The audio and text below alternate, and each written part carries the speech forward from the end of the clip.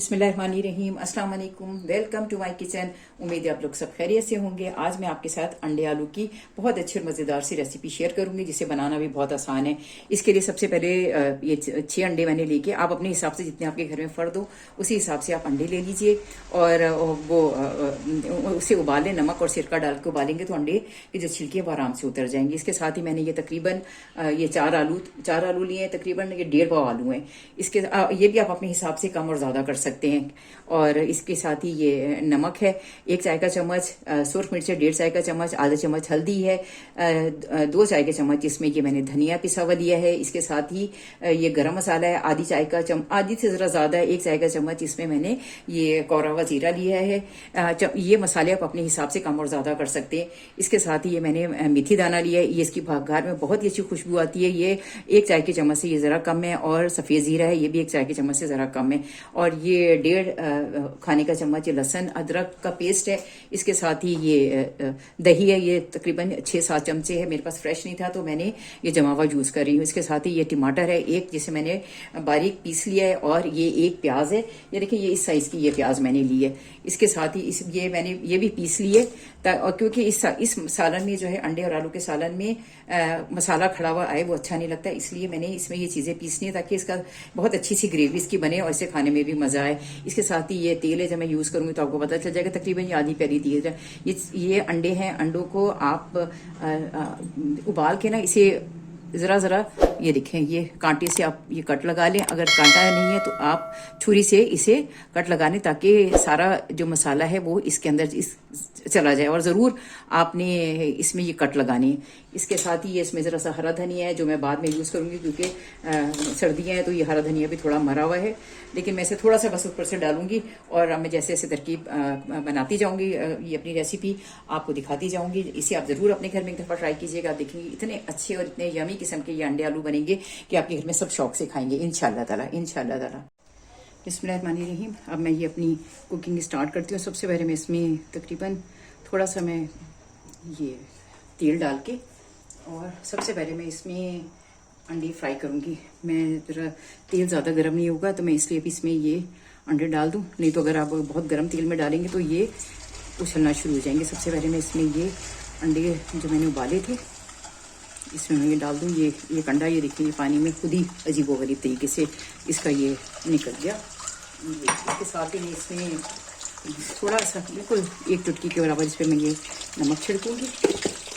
और थोड़ी सी ही मैं इस पर थोड़ी सी ये सुर्ख मिर्च, अगर आपके पास कश्मीरी मिर्च हो तो आप वो भी छिड़क सकते हैं, लेकिन मेरे पास कश्मीरी मिर्च नहीं है, इसलिए मैं ये नेशनल की जो मिर्च है इसको मैं इसके छिड़क के ना, इसमें ज़रा सा ये होता है कि अंडों का कलर ज़रा थोड़ा अच्छा आ जाता है।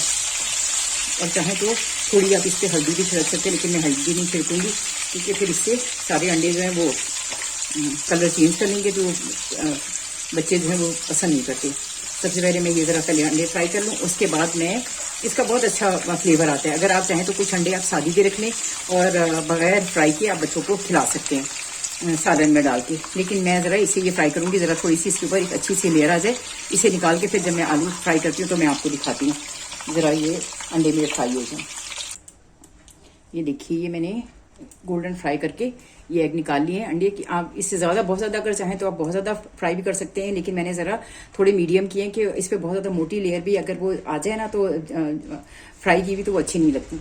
इसके साथ ही मैं इसमें ये मैंने आलू है, इसको भी मैं फ्राई करूँगी। इन्हें मैंने छोटे टुकड़ों में काट लिया है, बहुत बड़े टुकड़ों में नहीं काटना क्योंकि इससे ना छोटे ना बहुत ज़्यादा बड़े। ये मैंने दरमियानी साइज से इसको मैं इसलिए फ्राई कर रही हूँ कि इससे भी जो इसका जो स्वाद है वो ख़त्म हो जाएगा और इस पर भी एक अच्छी सी लेयर आ जाएगी जो खाने में बहुत अच्छी और मज़ेदार लगेगी। इसको भी बस इतनी देर फ्राई करना है कि ज़रा इसलिए थोड़े से क्रिस्पी से हो जाए, बहुत अच्छा खुशबू और बहुत अच्छा फ्लेवर आएगा इसके ऊपर। आप चाहें तो आप उबाल के भी आलू यूज़ कर सकते हैं, लेकिन वो ज़रा पकाने में भी थोड़े इजी हो जाते हैं, लेकिन ये कि मैं कच्चे आलू यूज़ कर रही हूँ। बस मैं ये फ्राई करती हूँ तो फिर मैं आपको जब ग्रेवी बनाती हूँ तो वो मैं फिर आपको दिखाती हूँ। इसे तकरीबन मैं 4 से 5 मिनट तक फ्राई करूँगी ताकि इसके ऊपर एक अच्छी सी और मज़ेदार सी एक लेयर आ जाए। फिर मैं जब आगे ग्रेवी बनाती हूँ तो आपको दिखाती हूँ। ये देखिए अल्हम्दुलिल्लाह ये आलू भी फ्राई हो गए हैं। इसके ऊपर एक लेयर से आ गई, इसी होते इसका सारा स्टार्च खत्म हो जाता है और जो शोरबा होता है वो बहुत ज़्यादा थिक नहीं होता। इसमें मैंने थोड़ा सा तेल और डाला है और उसी में क्योंकि तेल साफ था, अगर इसमें तेल में थोड़ा कुछ रह जाता तो मैं इसे पहले साफ करती और फिर मैं मसाला बनाती, लेकिन ये ऑयल साफ था इसलिए मैंने यही ऑयल में यूज़ कर रही हूँ। इसमें सबसे पहले ये मेथी और ये सफ़ेद ज़ीरा डाल के थोड़ा सा इसको कड़कड़ाऊंगी। ये ज़रा सा फ्राई हो जाए क्योंकि इसकी बहुत अच्छी खुशबू आती है। अगर आपके पास ये मेथी दाना ना हो, मेथरे जिसे कहते हैं पंजाबी में, अगर ये मेथी दाना ना हो तो आप इसमें आखिर में खुश्क मेथी भी ज़रा सी आप डाल सकते हैं।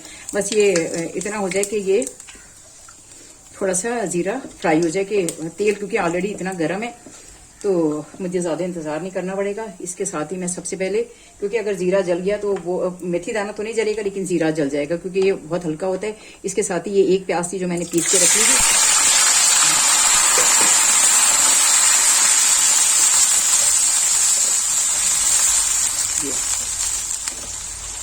मैं मोस्टली खानों में ये किसी भी प्याज यूज़ नहीं करती, लेकिन इसकी ग्रेवी के लिए क्योंकि मैं इसे ज़रा थोड़े देसी तरीके से पंजाबी स्टाइल में पका रही हूँ तो ज़रा इसका मैंने प्याज भी फ्राई करके नहीं उसे क्रश किया। ये मैं ज़रा थोड़ा सा पहले इसे भून लूँ, 2-4 मिनट में पहले दो मिनट में इसे ज़रा फ्राई कर लूँ ताकि इसका कच्चापन निकल जाए। उसके बाद में इसमें बाकी जो मसाले वो ऐड करती जाऊंगी और मैं साथ साथ आपको दिखाती जाऊंगी, लेकिन अभी मैं ज़रा पहले इसको फ्राई कर लूँ ताकि जो प्याज और लहसुन अदरक का कच्चापन है, बल्कि मैं इसके साथ ये चलिए मैं बाद में इसमें मसाले डालती हूँ। पहले इसका ये थोड़ा सा कच्चापन दूर हो जाए फिर मैं बाकी मसाले डाल के फिर इसकी भुनाई करूँगी, मैं आपको फिर बाद में दिखाती हूँ। ये देखिए अल्हम्दुलिल्लाह ये मेरी प्याज की जो मैंने मिक्सचर था ये मैंने बहुत अच्छी तरह इसका पानी खुश्क हो गया, लेकिन ये अभी भी भुनेगा। मैंने कहा मैं इसके साथ अब इसमें ये टमाटर डाल दूँ। आप जिस तरीके से मैं ये अंडे की ग्रेवी बना रही हूँ आप इस तरीके से मछली की ग्रेवी भी बना सकते हैं। सिर्फ उसमें आप मछली फ्राई करें और यही ग्रेवी बना के आप उसमें मछली डाल दें, इतनी अच्छी और इतनी जायकेदार बनेगी, इतनी अच्छी इसकी खुशबू आ रही है। ये मैंने टमाटर जो मैंने एक बड़ा टमाटर था इसे भी मैंने पीस लिया था ताकि शोरबे में कोई भी चीज़ ज़रा साबित ना रहे। आप चाहें तो आप प्याज और टमाटर को वैसे ही फ्राई करके और उसे ग्राइंड कर सकती हैं। इसके साथ ही मैं सबसे पहले इसमें ये 1 चाय का चम्मच नमक है वो डालूंगी, फिर ये 1.5 चाय का चम्मच सुर्ख मिर्च है। अगर आपके पास कश्मीरी मिर्च हो तो या पेपरिका हो तो आप वो भी डालें तो उसका कलर बहुत अच्छा आता है।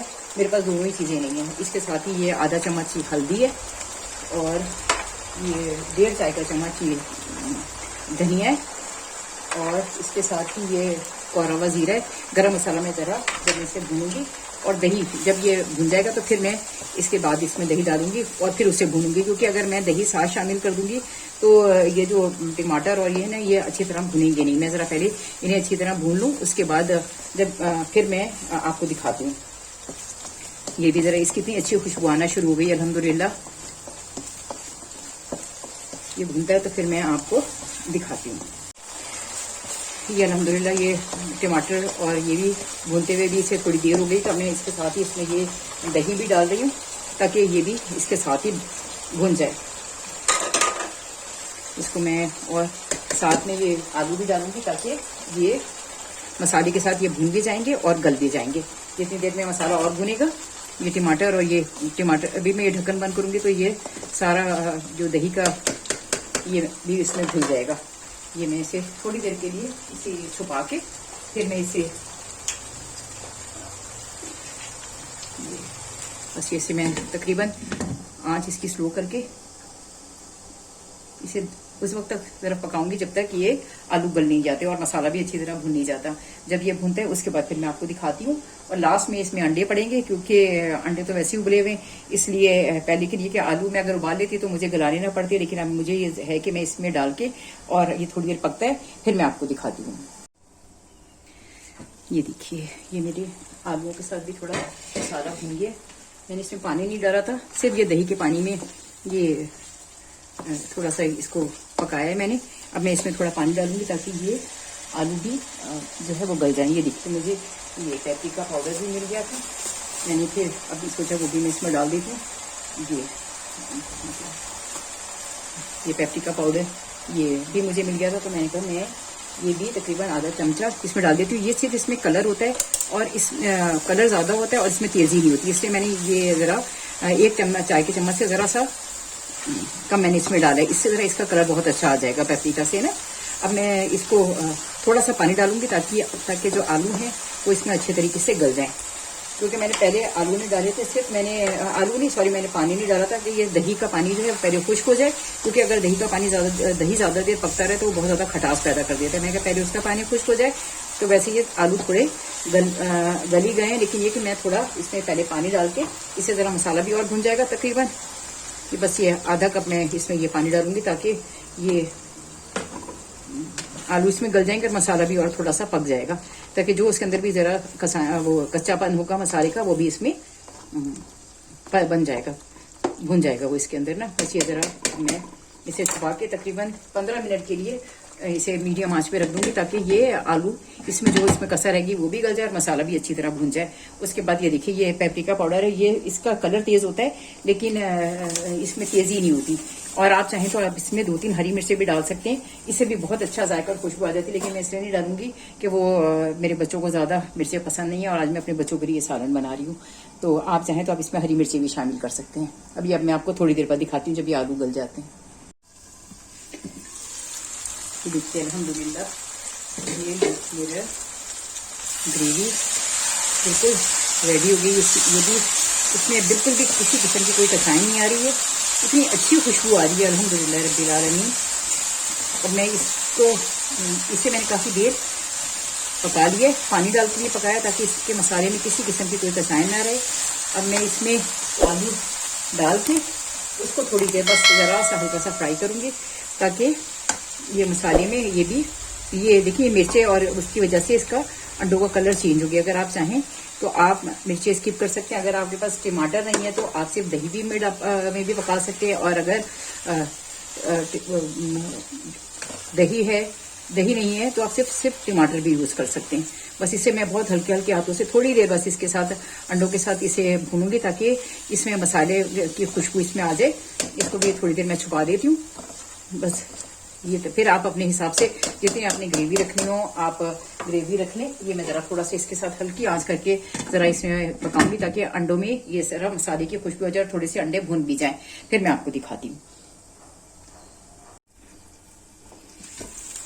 ये देखिए ये थोड़ी सी मैंने इसके साथ डाल के इसे भून लिया। अब मैं इसमें जितनी मुझे ग्रेवी दे रही है मैं उतनी हिसाब से इसमें ये पानी डाल दूँगी, जितना आपने जिस हिसाब से मैं इसमें देखिए आप अपने हिसाब से इसमें ग्रेवी रखेंगे जितनी आप चाहेंगे। अगर आप चाहें तो बहुत गाढ़ी भी रख सकते हैं और चाहें तो आप इसे पतला भी कर सकते हैं। ये बस मैं ज़रा सा इसमें पानी, ये मैंने पहले 1 कप डाला था तकरीबन, इसमें ये मैंने पहले 3 आउंस डाला था। अब मैं ये थोड़ा सा पानी और डालूंगी ताकि ज़्यादा गाढ़ी ग्रेवी ना हो, क्योंकि ज़रा थोड़ी इसकी पतली ग्रेवी हो तो वो अच्छी लगती है। लेकिन अगर आप चाहें तो आप अपने हिसाब से इसमें गाढ़ी ग्रेवी भी रख सकते हैं। ये इसकी इतनी अच्छी खुशबू आ रही है अल्हम्दुलिल्लाह रब्बिल आलमीन। अभी मैंने इसमें गरम मसाला नहीं डाला। ये आप अंडे कम और ज़्यादा जिस तरह चाहें आप कर सकते हैं। मसाला इतना ही रखें और इसमें आप 8 अंडे भी डाल सकते हैं और चाहें तो 10 भी डाल सकते हैं। इतना ही मसाला बना के आप, क्योंकि इसमें कोई फ़र्क नहीं पड़ता। इसके साथ ही मैं इसमें ये गरम मसाला है, ये थोड़ा सा ये डाल दूंगी ताकि इसकी ज़रा खुशबू अच्छी आ जाए। मैंने इसमें कोई खड़ा मसाला, गरम मसाला जो वो यूज़ नहीं किया, क्योंकि इसमें खड़ी हुई चीज़ें अच्छी नहीं लगती। इसका शोरबा वैसे अक्सर लोग तो इसे छान लेते हैं कि बिल्कुल भी इसमें जो ज़ीरा और ये मेथी दाना ये भी ना आए, लेकिन उसकी सिर्फ खुशबू आ जाए। लेकिन मैंने नहीं छाना और इसके साथ ही मैं इसमें ज़रा से हरे धनिया के पत्ते शामिल कर रही हूँ। आजकल सर्दियाँ तो हरे के धनिया के जो पत्ते हैं वो भी मर जाते हैं, लेकिन ये कि इससे भी खुशबू अच्छी आ जाती है। मेरा बिल्कुल खाना रेडी है। अगर आपको मेरा चैनल अच्छा लगे, मेरा खाना पसंद आए तो मेरे चैनल को लाइक करिए, सब्सक्राइब करें, दिल चाहे तो बेल आइकन भी प्रेस कर दें कि मुझे अपनी दुआ में याद रखें। ये खाना मेरा बिल्कुल रेडी हो गया। बस अब मैं ज़रा इसको थोड़ी देर के लिए दम दे रही हूँ और अब बिल्कुल ये खाना अल्हम्दुलिल्लाह मेरा तैयार हो गया। ज़िंदगी रही तो मेरी फिर किसी वीडियो में आपसे मुलाकात होगी। अल्लाह हाफिज़, फ़ी अमान अल्लाह, फ़ी अमान अल्लाह।